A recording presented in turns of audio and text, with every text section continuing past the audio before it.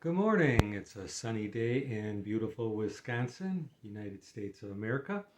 And this is me, John, the Wisco Boomer, continuing on with my journey through cataracts. Anyhow, as I said in my earlier videos, and by the way, if you haven't seen my earlier videos, I will put a link in the description below.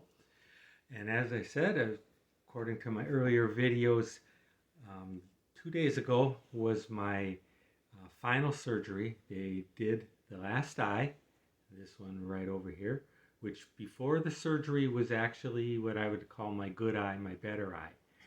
And pretty much like what I've been saying all along, every person's experiences with cataracts and their recovery and their physician, their ophthalmologist, is all going to be individual and different. And I also believe that each eye is going to be slightly different than the other one.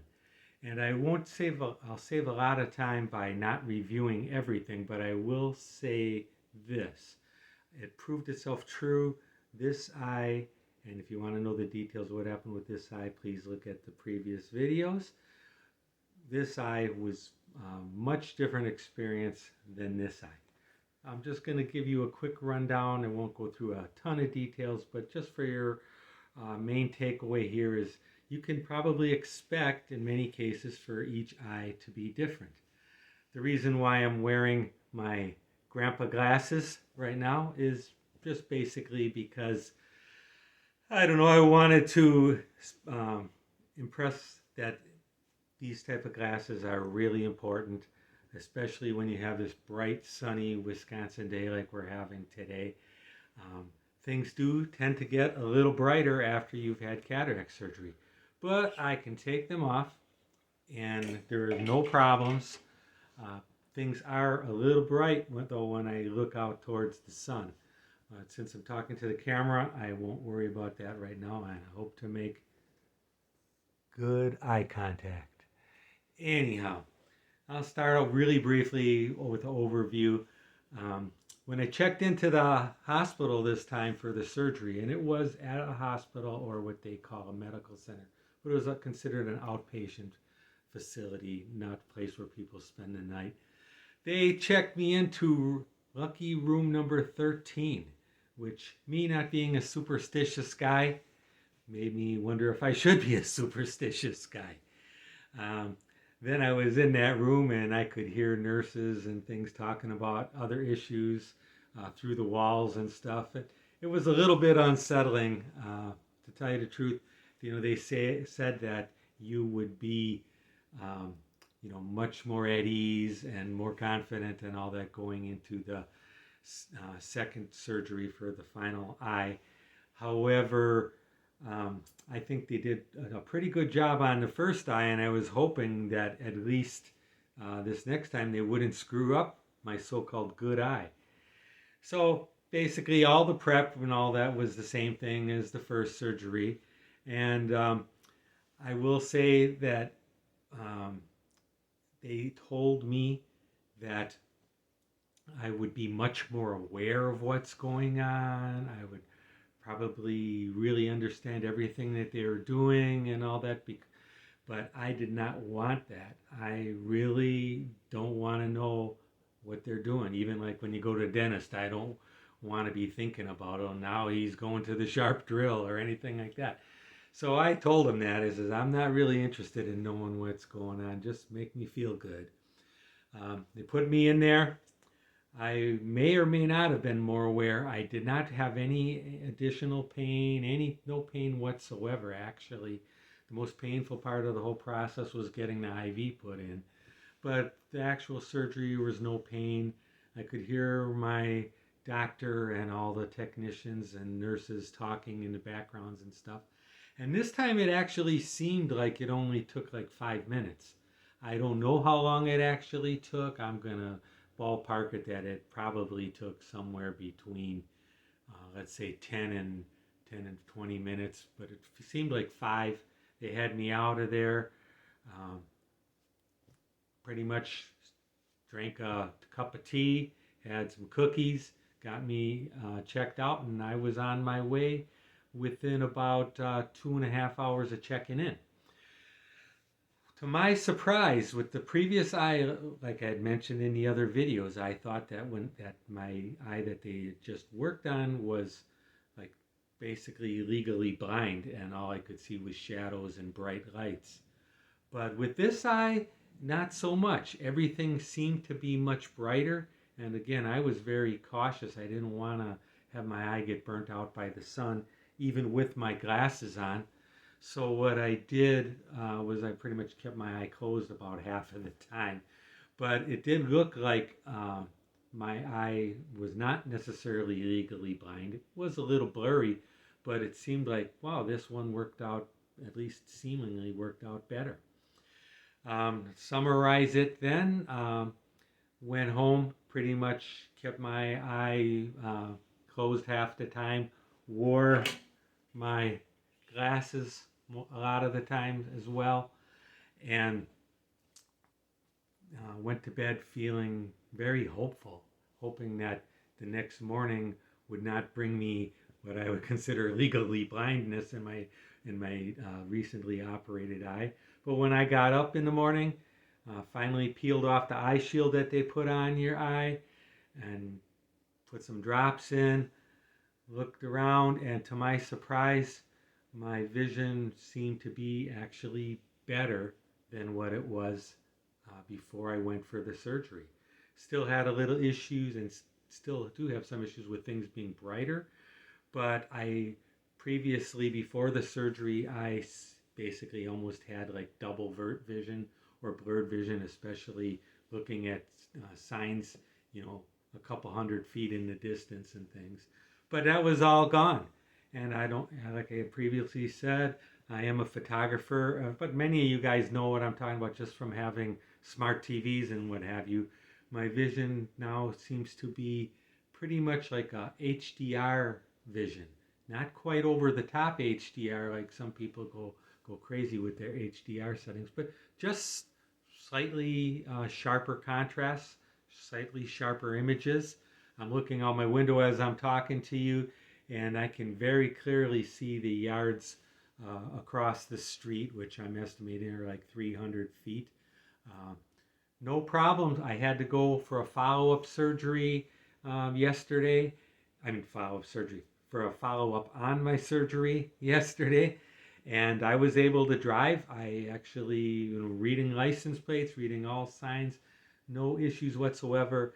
The only issue that I would say is that when it is bright and sunny, it is much brighter than what I'm used to. But I would consider that a success.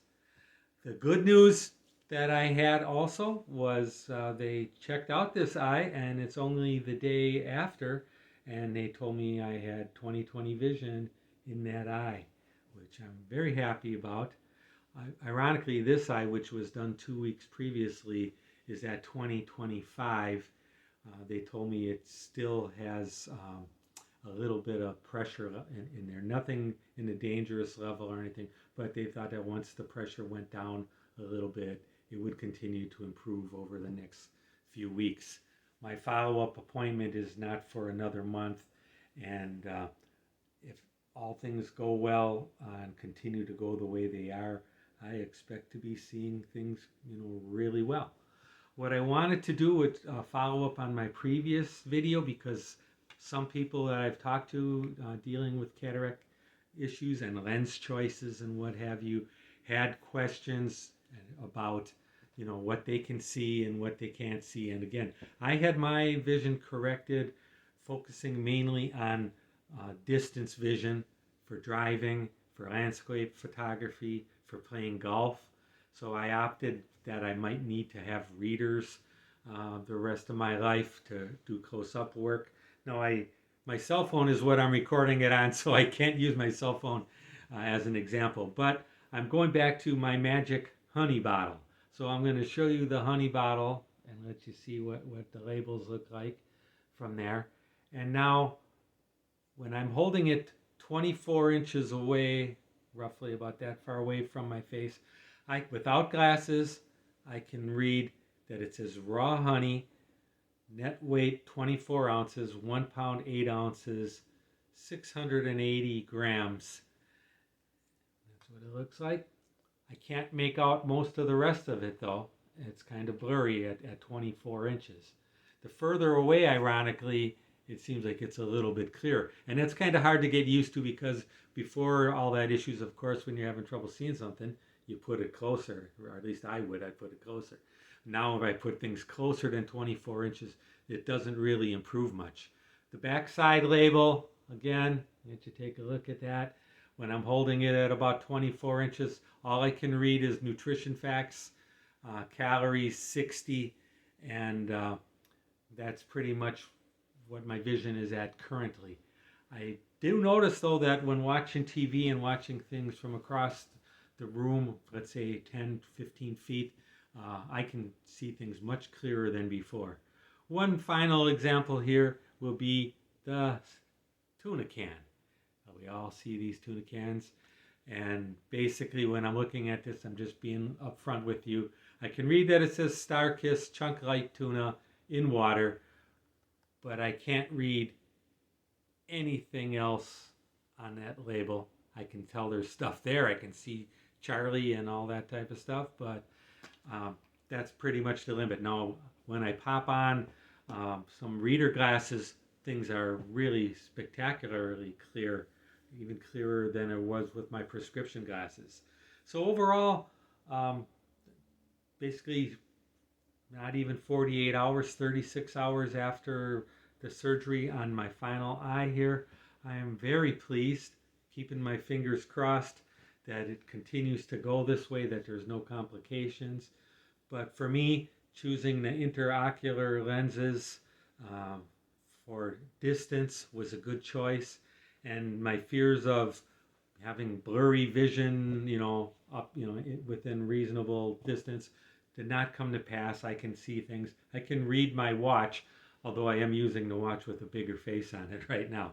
But small price to pay for not seeing double fence posts and double mailboxes and street signs and things like that. So I'm very happy, looking forward to getting out golfing and finding my golf ball without too much problems. And I'm hope that this information that I shared helps you in any apprehension that you have or any anxiety that you have.